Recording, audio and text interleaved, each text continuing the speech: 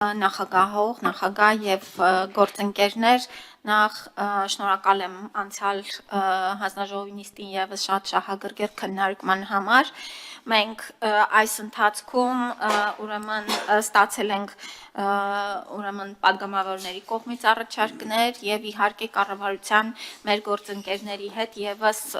ուրեմն իրացրել ենք իրենց կողմից ներկայացված հավելյալ առաջարկները։ Ես պիտի խնդրեմ ուղղակի հնչեցնեմ ի սկզբանե, որ մինչև լիագումար նիստ ուրեմն օրենքը եւ հարակից օրենքների փաթեթները ներկայացնելը եւս հնարավորություն ունենք որոշակի խմբագրական ուղումներ իրականացնելու, այս մասով էլ պիտի խնդրեմ ձեր ուրեմն համագործակցությունը այս առումով, որովհետև իսկապես մեծ փաթեթ է օրենսդրական եւ գուցե դրա կարիքը լինի։ Ես փորձեմ ուրեմն ընդհանուր առմամբ առաջարկների մասով ներկայացնել, որ եւ առաջինը անդրադառնալ մեր ուրեմն Հայաստան խմբակցության падգամավորները առաջարկներ էին ներկայացրել եւ իհարկե դրանք նաեւ քննարկել ենք հանձնաժողովի առաջին նիստի ընթացքում 63-ից 65 տարեկան անձանց ներառելու եւ նաեւ միակողմանի ծնողազուրկ երեխաներ ուսանողներին մինչեւ 26 տարեկան ուրեմն մինչև 23-ը եւ այնտեղ ուսուցման մեջ գտնվողները երկկողմանիները մինչև 26-ն ենք ներառել։ Պիտի ասեմ, որ քանի որ մեր բյուջեն արդեն մյուս տարվա հաստատված է, այսինքն մենք նախորդիվ ամսվա ընթացքում արդեն հստակ բյուջեն սահմանել ենք հաշվարկած թվով, քանի հոգու համար է պետությունը ապահովագրավճար փոխհատուցելու, ուստի այս պահին չենք կարողանում այդ առաջարկը ընդունել, բայց միանշանակ դեռ կքննարկենք եւ 2027 թվականի ուրեմն համար բյուջետավորման համար միանշանակ այս երկու առաջարկներն էլ դիտարկելի են եւ մենք ինքներս մեր ներսում խմբակցության ներսում այս հարցերը բարձրացրել ենք եւ համարում ենք, որ այո դրանք ակտուալ են շատ։ Ուրեմն հաջորդիվ մի փոքր այստեղ ուրեմն նաև Տիկին Հունանյանի կողմից էր առաջարկ հնչել զոհված զինծառայողների ծնողների մասով, պետք է ասեմ, որ այստեղ նաև սոցիալական կարգավիճակի առանձնահատկություն որպես ֆիքսել ենք, որ այո նրանք որպես առանձին խումբ մտնեն եւ ոչ թե մեր մյուս սոցխմբերի շրջանակներում հաշվարկվեն, սա է եղել փոփոխությունը, ծնողները եւ ընտանիքի անդամները, բայց այստեղ էլ պետք է ասեմ, որ ըստ էության երեխաները մինչև 18 տարեկան ուրեմն կարգավիճակով կմտնեն, ծնողները 65-ից պլյուս կունենանք միայն այդ մինչև 65 տարեկան եւ եթե կին ամուսին ունենք այս անձինք եւս կներառվեն պետության կողմից ապահովագրվողների ուրեմն խմբում։ Պիտի նշեմ, որ այստեղ ուրեմն որոշակի փոփոխություններ են իրականացվել գործատուների կողմից հաշվարկման եւ հաշվետվությունների ներկայացման մասով, պիտի ասեմ, որ մեզ համար 2026 թիմը անցումային տարի է եւ մեր բոլոր այս ուրեմն տարվա ընթացքում նաեւ մեկնարկին համահունչ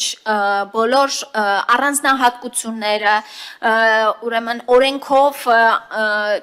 չկարգավորված եւ այս պահին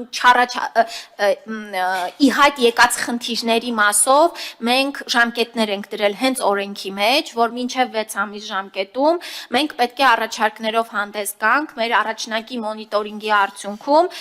օրենսդրական փաթեթի մեջ որոշակի փոփոխություններ իրականացնելու։ Ես այստեղ էլ ուզում եմ ասել, որ քանի որ սա նոր համակարգ է, միանշանակ առաջանալու են հարցեր, խնդիրներ, հավելյալ կարգավորման անհրաժեշտություններ եւ իրավակիրառ պրակտիկան մեզ թելադրելու է որոշակի օրենսդրական փոփոխություններ, այս մասով էլ ուզում եմ նաեւ հանրությունը տեղյակ լինի եւ ակնկալի, որ առաջիկա ամիսներին եւս մենք ակտիվ բաց քննարկումների մեջ կլինենք եւ հավաքագրելով բոլոր առաջարկները, խնդիրները եւ լուծման տարբերակները հանդես կգանք որոշակի ուղղիչ փոփոխությունների փաթեթով։ Ուրեմն առաջին ըստ էության ամենակարևոր հանգամանքներից եմ ուզում նշել, որ օրենքի ուժի մեջ մտնելու ժամկետի մասով մենք ունենք փոփոխություն, որ այն կմտնի ուժի մեջ ստորագրման հաջորդ օրվանից եւ առաջին հաշվարկային ամիսը ապահովագրավճար վճարողների համար կդիտարկվի նոյեմբեր ամիսը, ինչու ենք վերցրել նոյեմբերը, որովհետեւ ըստ էության դեկտեմբերը աշխատավարձերի եւ պարգևավճարների հավելյալ ուրեմն հաշվարկների առումով շեղող ամիս է եւ դրա համար դիտարկել ենք նոյեմբեր ամիսը, այսինքն օրենքը ուժի մեջ կմտնի դեկտեմբերին ստորագրման հաջորդ օրվանից, որպես հաշվարկային աշխատավարձի բազա կդիտարկվի նոյեմբեր ամիսը, վճարման առաջին ամիսը կլինի հունվար ամիսը, հունվարի մինչև 20-ը, բայց մինչև հունվարի 20-ը հաշվարկը կիրականացի դեկտեմբեր ամսվա հաշվարկի վրա, այսինքն պահումը այդ 300 դրամի կամ մյուս սանդղակների պահումները կիրականացվեն դեկտեմբեր ամսվա աշխատավարձից հունվար ամսվա ընթացքում, բայց այստեղ էլ ուզում եմ նշել նաև այս մասով պետությունը եւս կառավարությունը հասկանալով, որ մենք կարծես մեկնարկային տարին ենք, դիտարկել է ոչ թե վճարումից հետո հաջորդ ամսվանից փաթեթի ակտիվացումը, այլ փաթեթները կակտիվանան հենց հունվարի 1-ից, բայց վճարման ամսաթիվը կլինի մինչև հունվարի 20-ը։ Այստեղ էլ մենք որպես ընթառաջ եւ առաջին տարի այս կարգավորումը եւս մտցրել ենք։ Հարգելի գործընկերներ, այնտեղ ես ուզում եմ բարձրաձայնել, որ մենք որոշակի վերանայում ենք իրականացրել ամբուլատոր օղակից, պոլիկլինիկական օղակից պարագաների կարգավորումների հետ, սա էլ կապված է մեր երկրում